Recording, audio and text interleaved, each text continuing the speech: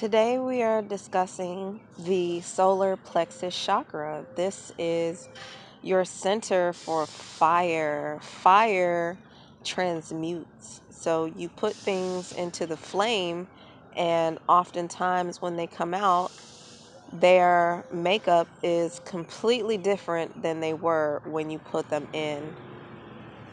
You utilize your solar plexus chakra.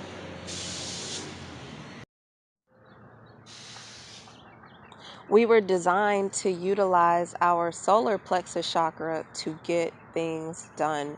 If you have an idea, you send it through your core. Your core is what holds you upright, your stomach and your back. And having core values in life really strengthen you, just as having a good posture is going to strengthen you. When we are dealing with the solar plexus chakra, we are dealing with willpower. We are dealing with the first level of confidence in yourself, confidence to have the courage of your convictions, confidence to believe in what it is you stand for and what you are speaking of. When you have a healthy solar plexus chakra, a healthy third chakra, this means that you have no problem with getting the job done. You set your mind to something and you know it needs to be done, and you have the motivation to power through it. And it's all about focus. Fire is something that can blaze very, very powerfully. Oftentimes, fire just burns once you light it. But it's a beautiful thing when you actually can balance all of the elements and be able to direct your fire so that you know exactly what it is you are focusing on your life that needs to be transmuted. You often know that your solar plexus chakra needs to be healed or balanced when you have issues with being motivated. And often you'll be able to tell because it's directly related to what you eat. So if you find that you are having issues with overeating or eating too much carbohydrates, because remember, we're talking about our core and what's inside of our core, our stomach, our digestive system. And this is also related to our metabolism. Our metabolism is the rate in which we burn away the fuel, food, that we put inside of our bodies. So you can definitely tell the health of your solar plexus chakra by your ability to be motivated to complete what it is you set out to do, and the discipline that you have in your life, and often the discipline you have with your eating. When you have nutritional discipline, oftentimes you can discipline yourself in other aspects of your life. And this is something that I have directly observed in my personal journey.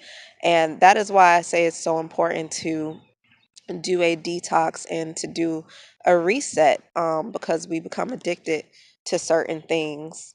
Um, Also, with the solar plexus chakra, once again, it's about your core. Do you have core values in life that you are not willing to bend for? Versus, are there things that you are willing to bend for? You know, your core is related to your back. How flexible is your back?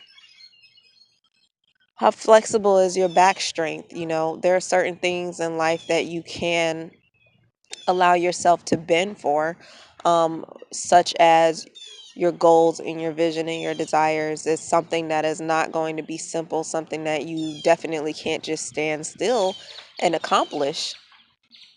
Be able to determine what it is you're willing to bend over backwards for, because this definitely has to do with your core versus something that you're absolutely not willing to sway for. Make sure that the things that you are bending for are totally worth it.